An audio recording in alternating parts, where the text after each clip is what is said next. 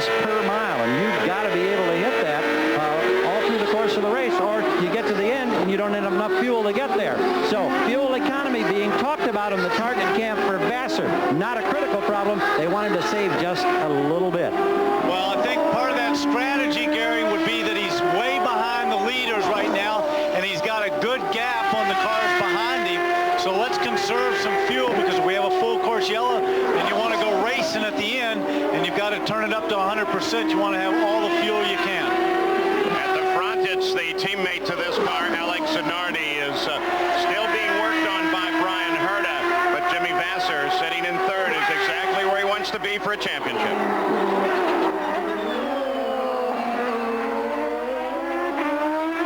So 45 laps to go, and Alex Zanardi certainly has got to grips with this circuit. Another blinding performance from him, his fourth straight pole position, and the second half of the 96 season really has been all about the rise and further rise of Alex Zanardi. We've got our eyes on his teammate, of course, Jimmy Vassar.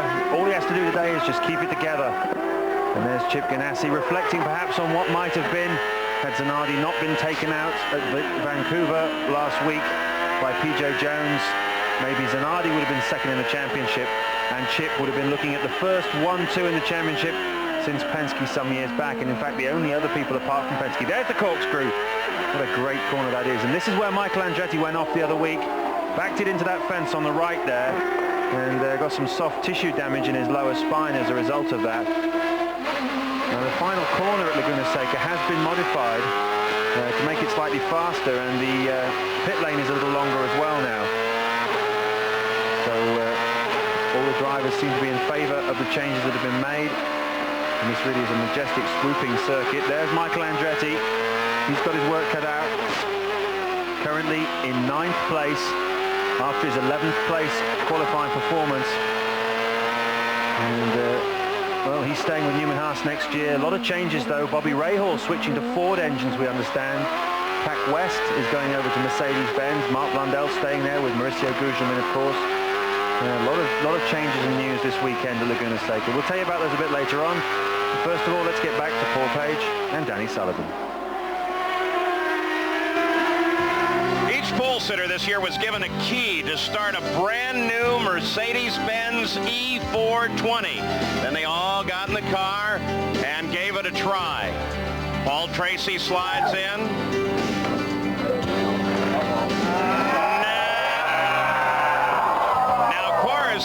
Andre Ribeiro gave it a shot.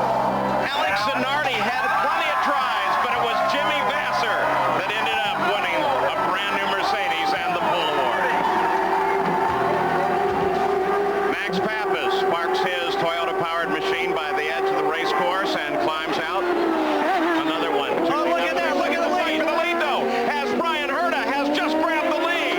Brian Herta grabbed the lead coming down into turn 2.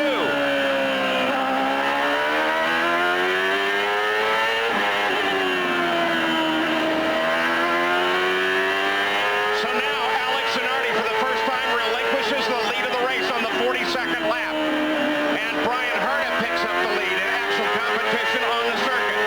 This is the first race that Herta has led since Phoenix in 95. And how did he get there?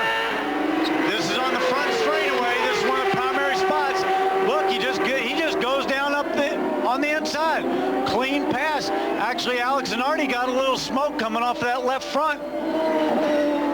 He just must have gotten a great hole shot out of that turn 11. Pulled him up the straightaway, had the run on him. Well, Zanardi was sitting out behind Coyne, but that was a beautiful pass for the lead. Yeah, but Roberto Moreno didn't cause any of that. That was just up the straightaway. And look at this. Brian Herta is going away from him. He's passed Roberto Moreno as well. So a fantastic change of events here as the lead goes over to Brian Herta looking for his first IndyCar win. What does that do to the points that we did? Because we had Alex Zanardi, of course, having that win. Well, for a second spot. Yeah, the real key being the championship right now. Well, not Chip Ganassi. Everybody's running with their pencils right now. Calculator's going to figure it out. Gary, Gerald? Quick word on the Alex Zanardi camp. We've just been informed that they believe Alex has has a blistered front tire. Don't know if it's right or left. Don't know how long they're going to try to live with it. But that could be why Herta was able to make that pass so easily, as it appeared. Well, now the calculations are done. That little pass drops Zanardi back into 4th place in the points from 2nd. See that tire? Look at that left front. You can see it right there. See how it's all grained right there? He's got a bad left front tire, but they're probably trying to get inside the window. But what this also tells me is that their car is set up that way. Remember, he took that turn of wing out. He took that turn of... I wouldn't imagine they can keep going with that tire looking like that.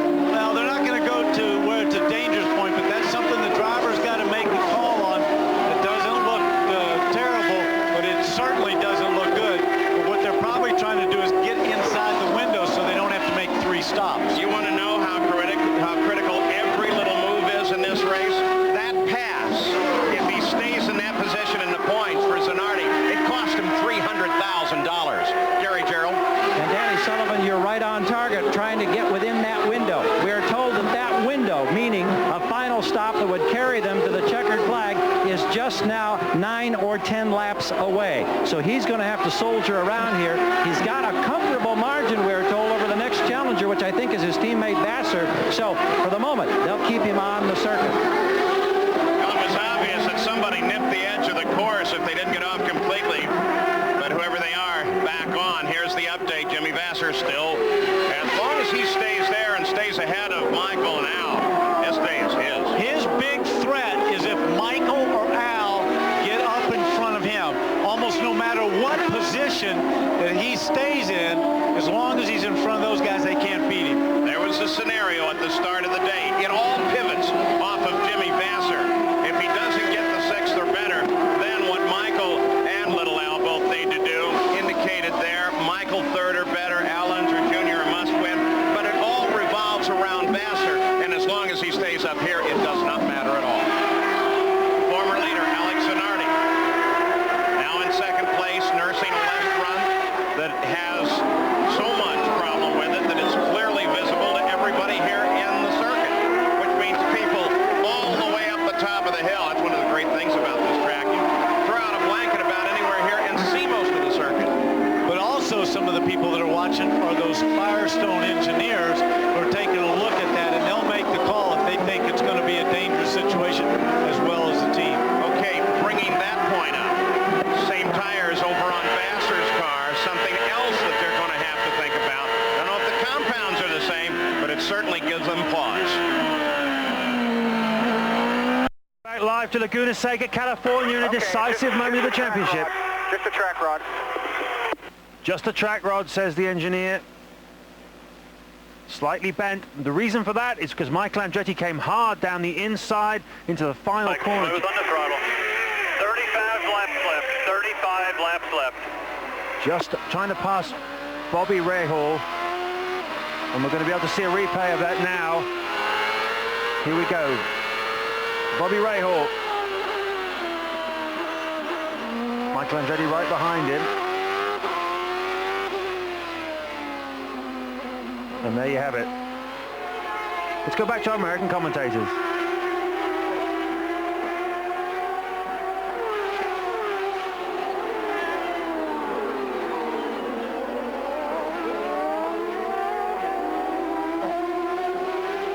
So does Al Unser Jr. have a problem? That question may be answered here very quickly. See, what I'm seeing, Paul, is that fuel load lightens again. Al Unser Jr. seems to lose ground. I'm not so sure his car is handling the way he wants it on a light load of fuel. Well, Junior was just ahead of that contact between Rahal and Michael. Here comes Bozell. He will get alongside him in 1 and no doubt get past him in 2. And Magnussen comes up behind Al now. Identical cars, both Penske's. None of them with a win yet this season. Magnussen around. Al's definitely in trouble. He's got a problem. For him to be passed at that particular spot for a position is not good. So a change again in the championship with Michael Andretti, one of the contenders, getting in contact down in turn 2, the hairpin.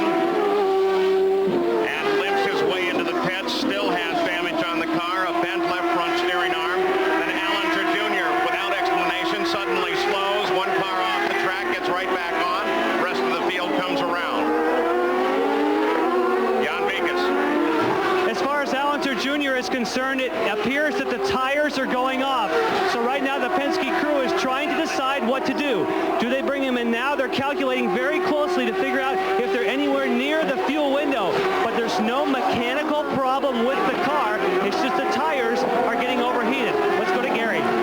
Boy, look at those two guys. Sorry, they were sliding in and out there. Gary? From the target camp where they have Firestone tires, you know about the blister on the left front for Alex Zanardi. They think they'll be within that window to go the distance at lap 53. We're expecting him in. We talked with Al Spire, director of racing for Firestone. He said, we don't know what caused that blister. It's a new tire. He may have locked it up and developed a lot of heat at that spot. We're recommending that they drop the tire pressure slightly. We don't think it's a critical problem. They will stay, we believe, on the option tire when they replace it coming up here for Zanardi. Well, Zanardi's driving style is a very free and loose style, throwing the car constantly, so that could, of course, be one of the explanations. As Allenser Jr. still limping. He's trying to get inside that window as well. He's trying to make sure he gets there so they can only make one more stop. Well, he's fallen all the way back to 11th place at the front of the field. Brian Herta, then Zanardi, then Jimmy Vasser in the championship slot, followed by Gugelman, Pruitt, Moore, Rahal, and Bozell. So after lap 51 of 83, Brian Herta leading for the first time since 1985. Alex Zanardi second, then it's Vasser, Gugelmin, Pruitt, and Greg Moore after that spin he had earlier. Alex Zanardi, like a number of the drivers in the field here, just having to struggle along, just trying to nurse it around at the moment until the next fuel window. And he can effectively make a tire stop without losing too much ground. But Alonso Jr. does seem to be fighting those tires pretty bad, pretty hard. And what a terrible situation to be in. Of course, we think back to 12 months ago when Jacques Villeneuve arrived at Laguna Seca in very much the same position as Jimmy Vasser finds himself in now, leading a few points, and for Al Jr. basically not to win the race in order to clinch the IndyCar Championship. Al Jr. didn't win the race, he finished 6th. Jacques was 11th, and Jacques went away with the championship because he had a lot of problems that day. He had a damaged front wing, which was affecting his handling. Very much the same as he had at Monza today, funnily enough.